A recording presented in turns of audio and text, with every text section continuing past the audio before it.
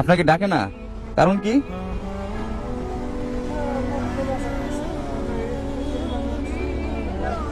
কি বলে?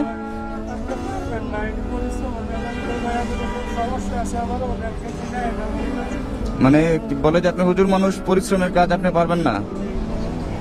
তো কাজ তো না পারার কিছু নাই।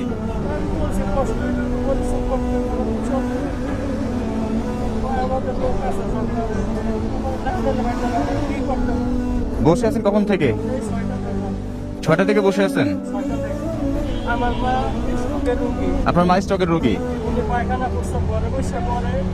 এই কারণে আমার ওয়াইফের এইগুলো সহ্য হয় না। আমাদের বাচ্চা নিয়ে চলে গেছে না, তোমার মায়ের এইগুলো